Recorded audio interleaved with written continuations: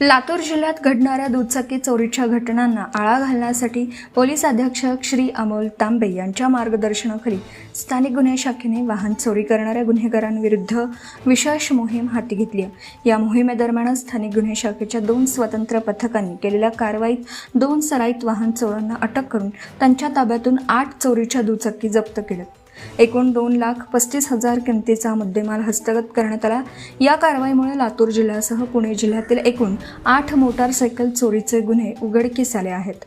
स्थानिक गुन्हे शाखेचे पोलीस निरीक्षक श्री सुधाकर बावकर यांच्या नेतृत्वात पथकाने कारवाई करत बरकत नगर लातूर येथे सापळा रचून तौहीद उर्फ तोह्या अकबर पठाण वय वर्ष 25 याला ताब्यात घेतला। चौकशी दरम्यान त्याने लातूर शहरातून 3 मोटारसायकली चोरी केल्याची कबुली दिली।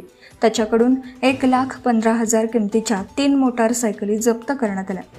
या कारवाईमुळे गांधी चौक पोलीस ठाणे, उदगीर शहर पोलीस ठाणे तसेच पुणे शहरातील वाहन चोरीचा प्रत्येकी 1 गुन्हा असे एकूण 3 गुन्हे उघडकीस आले।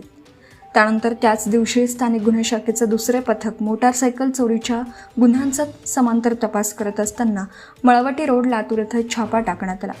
यावेळी अमोल तेजराव नागरवाड वय वर्ष 26 यास 5 चोरीच्या दुचाकींसह ताब्यात घेण्यात आला। चौकशीमध्ये त्याने लातूर, निलंगा, गांधी चौक आणि विवेकानंद चौक तसेच पुणे जिल्ह्यातील चाकण उत्तर पोलीस ठाण्याच्या हद्दीतून 1 अशा एकूण 5 दुचाकी चोरी केल्याची कबुली दिली। त्याच्या ताब्यातून 1,20,000 किमतीच्या 5 दुचाकी जप्त करण्यात आल्या।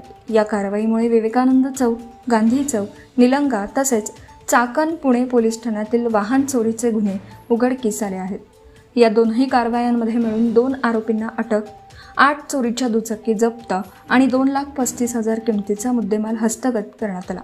जप्त करण्यात आलेल्या वाहनांमध्ये Honda shine, Hero Splendor plus, hero passion plus, hero passion pro, Bajaj Pulsar आणि होंडा ॲक्टिवा या वाहनांचा समावेश आहे।